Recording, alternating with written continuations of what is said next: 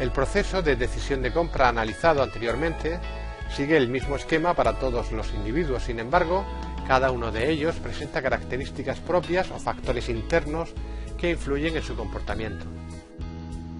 Los factores internos son las variables individuales que influyen en el comportamiento del consumidor y, en concreto, las motivaciones, las percepciones, la experiencia y el aprendizaje, las actitudes y, finalmente, las características personales.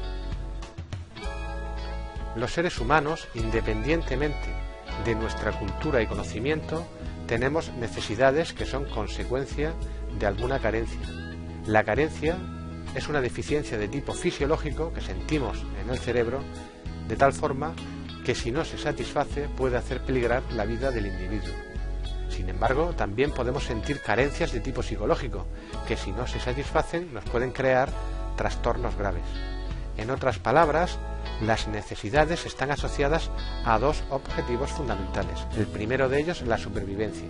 Y en este sentido, cuando el nivel de carencia llega al límite de la supervivencia, hablamos de necesidades de tipo fisiológico. Y el segundo, el bienestar mental, que suele estar condicionado por la sociedad, los grupos sociales y sobre todo por la familia, pero que no puede ser creado ni anulado. Por tanto, el bienestar mental está vinculado a las necesidades sociales y de expresión individual que son inherentes a todos los seres humanos en todas las civilizaciones y épocas.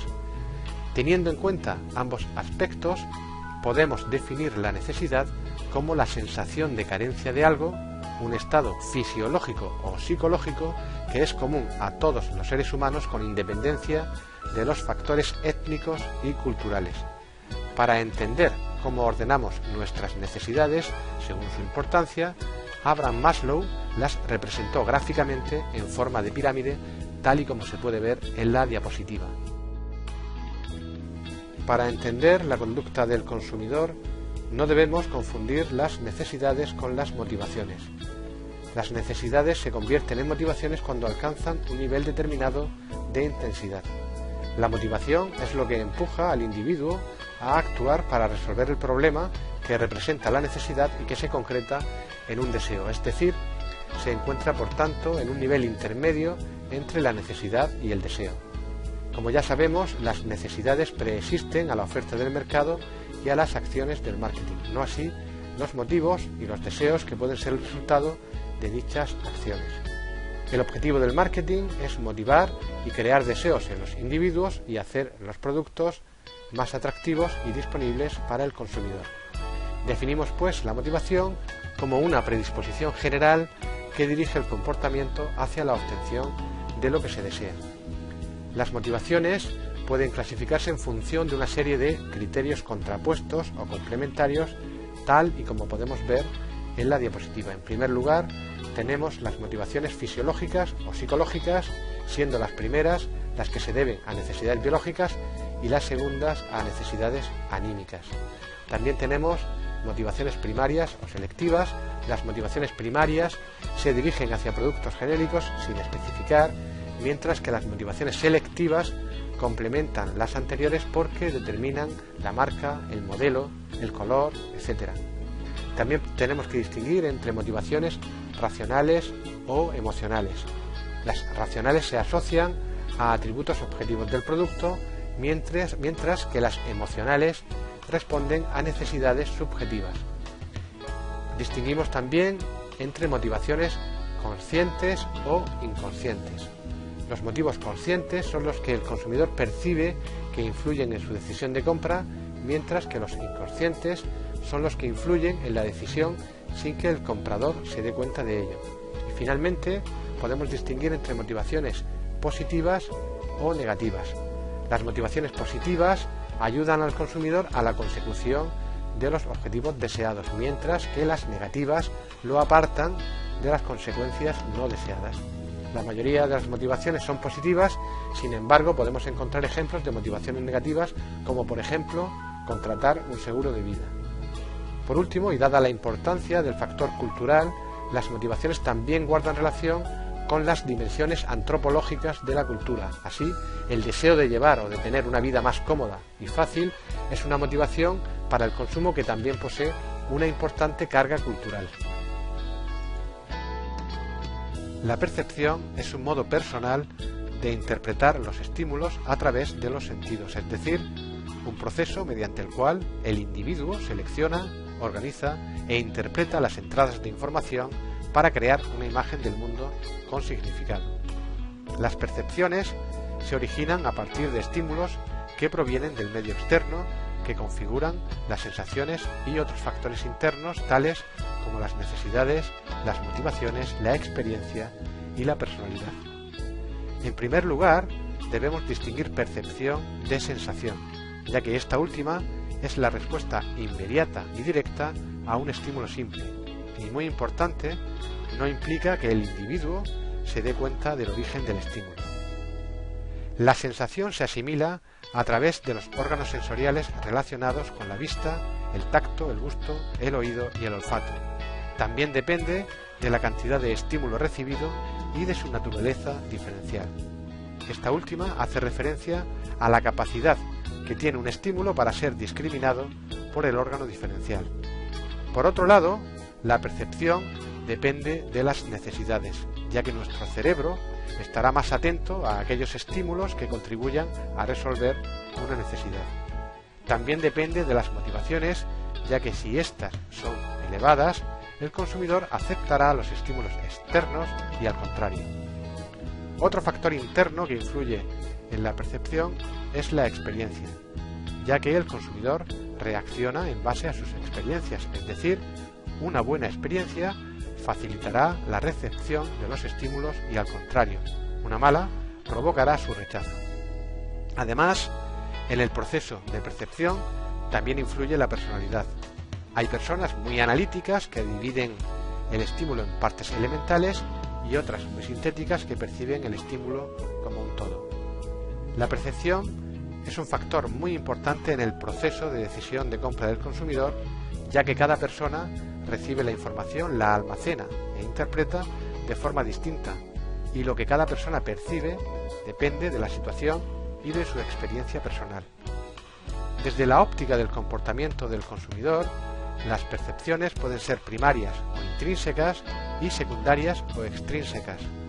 Las percepciones primarias se deben a aspectos físicos del producto como el envase, el contenido o el resto de propiedades físicas del mismo, mientras que las percepciones secundarias no están relacionadas con aspectos tangibles, sino con aspectos diseñados para influir en el comportamiento del consumidor, como por ejemplo palabras, sonidos, imágenes, símbolos u otros estímulos que puedan asociarse al producto, como el precio, la tienda donde se efectúa la compra o la atención del vendedor.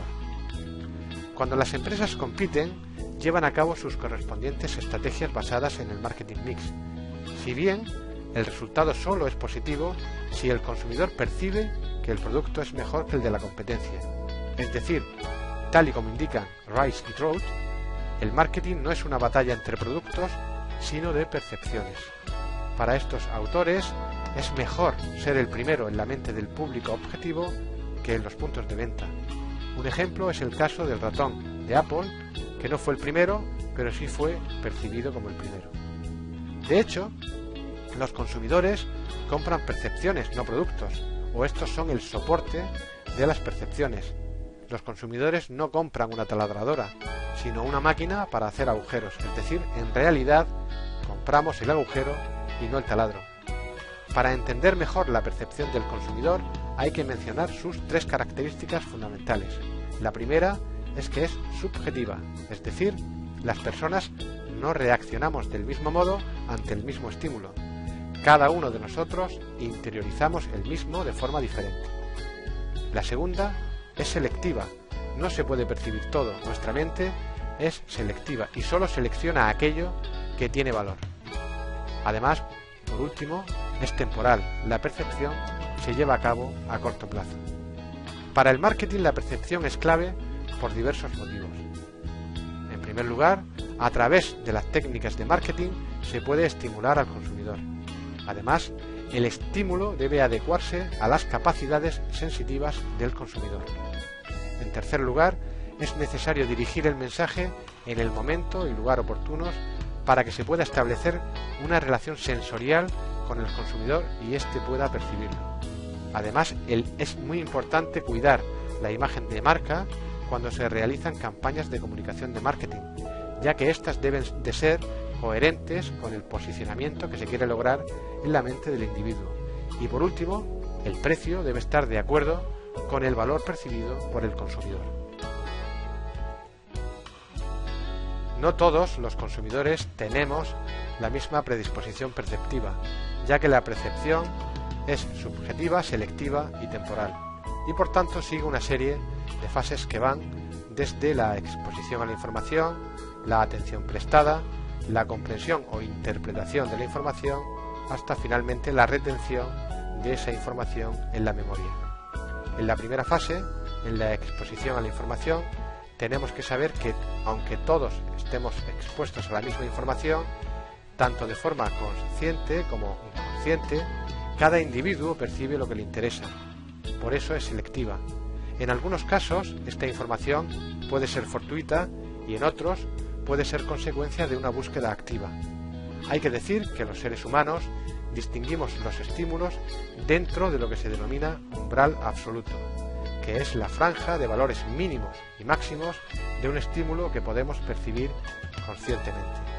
Además, también tenemos lo que se llaman umbrales diferenciales, que son la diferencia de un estímulo necesaria para ser percibida. Otro aspecto a tener en cuenta es que la exposición repetida al mismo estímulo produce lo que se denomina adaptación sensorial, y su consecuencia es que el consumidor se adapta al estímulo y éste deja de interesar. En lo que se refiere a la atención prestada, José Luis Pinillos advierte de que en esta fase tiene lugar un proceso de focalización perceptiva que incrementa la conciencia clara y distinta de un núcleo central de estímulos en cuyo entorno quedan otros más difusamente percibidos. La atención que prestamos es activa, es limitada y es selectiva. Es activa porque el consumidor siempre está preparado o activo para empezar a procesar los estímulos aunque no preste atención de forma voluntaria. Es limitada ya que según los estudios el consumidor es incapaz de prestar atención a más de 7 estímulos a la vez. Y finalmente es selectiva ya que depende de nuestras creencias y opiniones, tendiendo a evitar todo estímulo que sea contrario a ellas. La comprensión e interpretación de la información, la tercera fase, significa que el consumidor busca dar significado a los estímulos previamente seleccionados y organizados. Esta fase del proceso de percepción también depende de nuestras propias creencias y opiniones. La interpretación se basa en la experiencia previa que haya tenido el consumidor en situaciones similares, en las expectativas que se tengan y en las influencias del grupo social al que se pertenece, entre otros. Y por último, en la fase de retención de la información en la memoria, hay que decir que las personas olvidamos mucho de lo que percibimos y aprendemos, es decir, se retiene aquello que interesa y se desecha aquella información que no está en consonancia con nuestras actitudes y creencias. Como consecuencia de la retención selectiva de la información, es probable que el consumidor recuerde ventajas de un producto que le guste y olvide la de los productos de la competencia, lo que supone una gran ventaja para las marcas más reconocidas. Como la mayor parte de los comportamientos, los procesos de compra del consumidor son aprendidos desde la infancia, y este proceso de aprendizaje continuo da lugar a la experiencia. De hecho, los psicólogos afirman que los seres humanos nacemos con la capacidad de aprender y que gracias a la misma nos adaptamos al medio en el que vivimos y a sus cambios constantes. Aprendemos a hablar, a andar, a actuar, a decidir y por supuesto a consumir. En este apartado vamos a ver lo importantes que son la experiencia y el aprendizaje para la toma de decisiones por parte del consumidor. El aprendizaje describe los cambios que surgen en el comportamiento de una persona debido a la experiencia acumulada. A medida que tenemos más experiencia, aprendemos y necesitamos menos tiempo para buscar información y evaluar las diferentes alternativas. Esto se puede explicar gráficamente a través de la curva de aprendizaje que podemos ver en la diapositiva. De esta forma, si la experiencia es satisfactoria, el aprendizaje puede llevar al hábito y a la lealtad de marca. El aprendizaje depende de la capacidad de memorizar del individuo y es muy rápido al principio, pero a medida que se va acumulando experiencia, el proceso se vuelve más lento. Por este motivo, las empresas repiten constantemente los impactos publicitarios, ya que si no se repite el mensaje, los consumidores tenderán a olvidar rápidamente la mayor parte del contenido. En el proceso de aprendizaje intervienen una serie de variables. En primer lugar, la necesidad. Cuando un estímulo provoca que el consumidor tenga una necesidad, entonces tiene lugar el aprendizaje. En segundo lugar, el estímulo, que es la causa que provoca la respuesta, es decir, es la señal que nos obliga a actuar como consecuencia de una necesidad reconocida. También tenemos la expectativa, que es la previsión de un resultado. Si la expectativa es buena, llevará al individuo a actuar. De lo contrario, demoraremos dicha respuesta o no la llevaremos a cabo. En cuarto lugar, tenemos la respuesta, que es la actividad física o mental que, dependiendo de las expectativas, sirve de reacción al estímulo de la necesidad. Estas respuestas se van aprendiendo como consecuencia de la experiencia y se van adaptando y mejorando. En quinto lugar, tenemos el refuerzo, que acompaña a la respuesta y puede ser positivo en forma de recompensa o negativo en forma de castigo. Si la respuesta ha sido satisfactoria, se genera lo que llamamos recompensa y da lugar a la repetición del mismo comportamiento en una situación posterior. Si la respuesta ha sido negativa, la probabilidad de repetir la misma conducta será menor. Y por último tenemos el hábito. Un comportamiento aprendido y repetido de forma regular se convierte en hábito, algo que es muy deseable para las empresas. Como consecuencia del aprendizaje y el conocimiento, surgen las actitudes, que son predisposiciones aprendidas para responder consistentemente de modo favorable o desfavorable a un objeto o clase de objetos. A partir de esta definición, se pueden adivinar las dos dimensiones de las actitudes. Por un lado, una dimensión evaluativa, gracias a la cual el consumidor se muestra a favor o en contra de algo, y por otro, su dimensión temporal, que implica la consistencia y estabilidad de las actitudes durante un periodo de tiempo determinado. Las actitudes se desarrollan a partir del vínculo existente entre sus tres componentes fundamentales: la información, tanto objetiva como subjetiva, que se posee sobre algo, llámese producto, marca, vendedor, etc., la evaluación de esa información y el comportamiento que se manifiesta como consecuencia de dicha evaluación. Estos tres componentes, tal y como se puede ver en la diapositiva, son el cognitivo, el afectivo y el activo. El componente cognitivo está relacionado con el conjunto de creencias, experiencias y opiniones que tiene un individuo sobre un determinado producto, servicio, trato personal, prestaciones, etc. Hay que recordar que desde la perspectiva del marketing, las creencias sobre un producto o una marca o un establecimiento comercial son las características que el consumidor cree que tienen. De ahí la importancia de adaptarlos a sus necesidades. No todos los consumidores tenemos las mismas creencias. Así, por ejemplo, para algunas personas un viaje al Caribe es visitar el paraíso, mientras que para otras es hacer muchos kilómetros en avión para estar en la playa. Y por eso interviene el segundo de los componentes, el componente afectivo. Este componente hace referencia al sistema de valores, es decir, los sentimientos y las emociones que despiertan el interés o el desinterés de un individuo por un producto. Así, sin haber estado nunca en esos sitios, sentimos más atracción por viajar al Caribe que por viajar a la estepa siberiana. Una forma de medir el sistema de valores es mediante el modelo de actitud de atributos múltiples, también conocido como el modelo de Fishbein-Hassen, según el cual las actitudes se pueden explicar y medir en función de las creencias que tiene el consumidor respecto de los atributos del producto y de la importancia que les atribuye a cada uno de ellos. Estos autores distinguen, por lo tanto, entre atributos, que son las características del producto o de la marca, las creencias, que es la percepción de que un producto o marca tiene un determinado atributo, y la ponderación de la importancia, que refleja la prioridad de un atributo para el consumidor. Y el tercero de los componentes es el componente activo o de comportamiento, que es la tendencia o predisposición a actuar, o en el caso del consumidor a comprar un producto. Desde la óptica del marketing, este componente activo es el más importante, puesto que conduce al consumidor a la compra. Este comportamiento activo no asegura que se vaya a llevar a cabo la compra efectiva. Se trata de una mera predisposición. Si finalmente se compra el producto o se disfruta del servicio y el consumidor obtiene la satisfacción esperada, aumenta la probabilidad de que vuelva a comprar y por lo tanto de que se genere lealtad y repetición en la compra.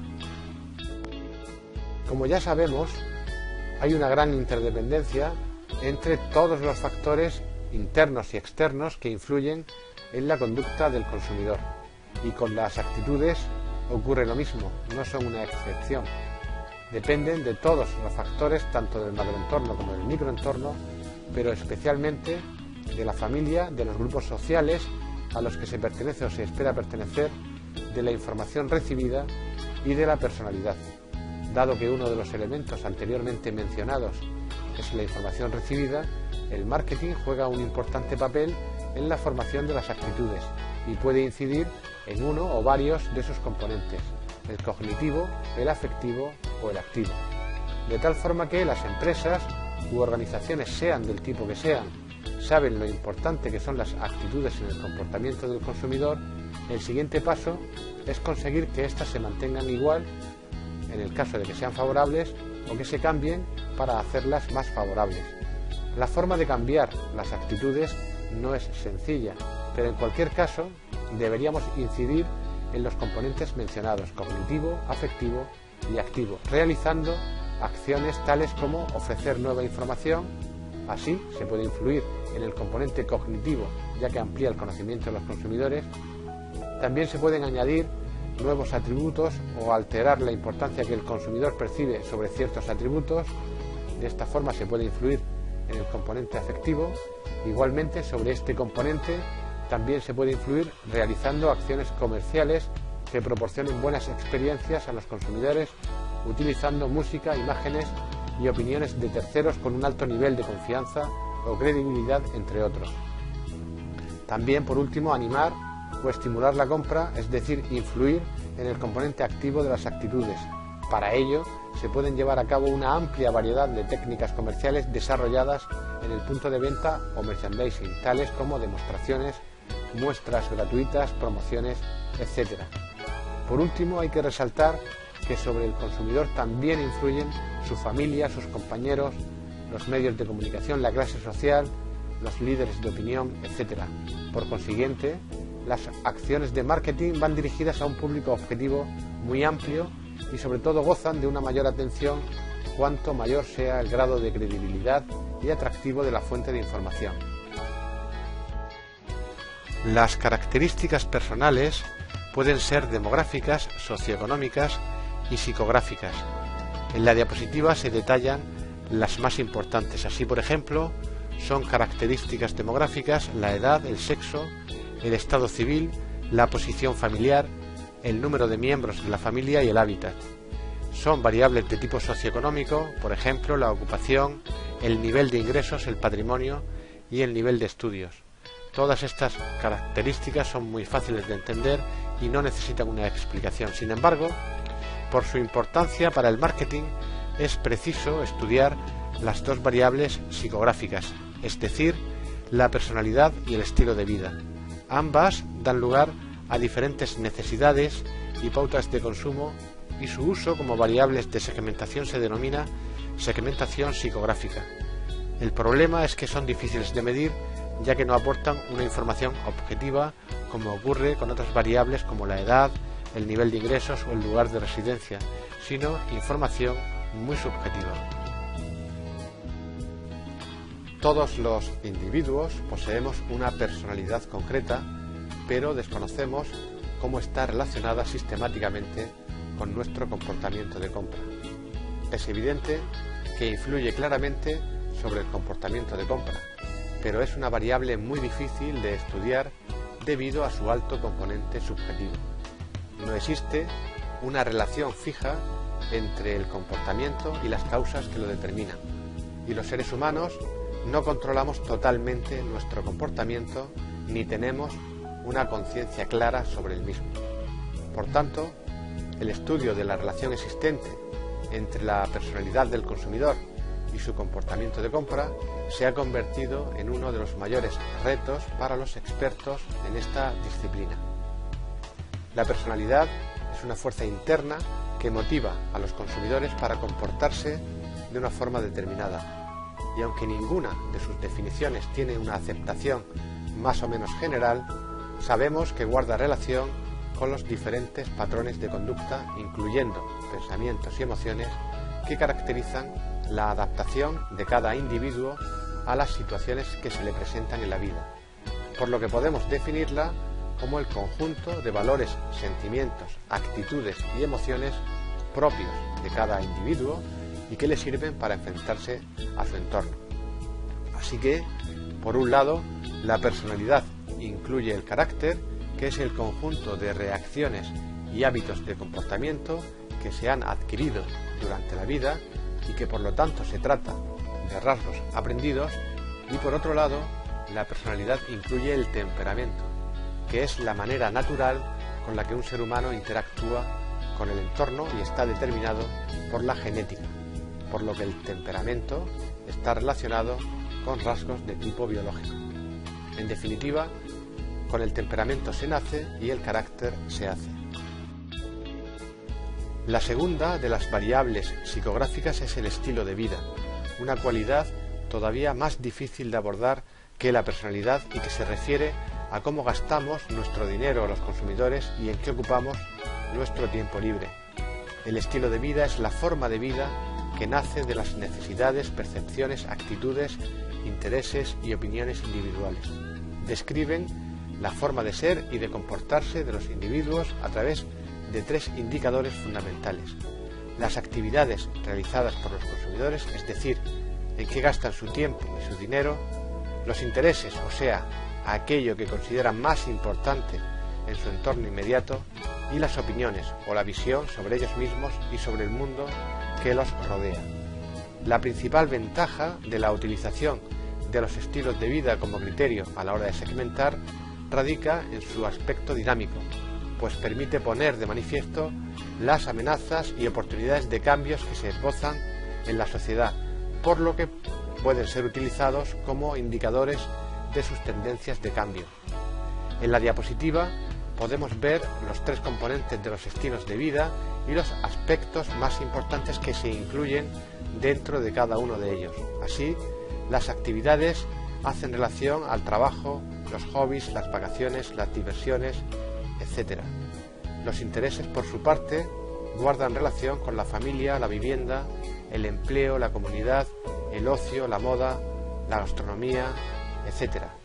Y las opiniones se refieren a las convicciones sociales, políticas, económicas, de negocios, sobre la educación, sobre productos, etc. El estilo de vida, por lo tanto, es un factor multidimensional que recoge la versatilidad y variedad de comportamientos a lo largo de la escala social. No sustituye al concepto de clase social, sino que lo complementa. Para los responsables de marketing, lo relevante es encontrar segmentos de compradores con estilos de vida similares que permitan llevar a cabo estrategias de marketing diferenciadas.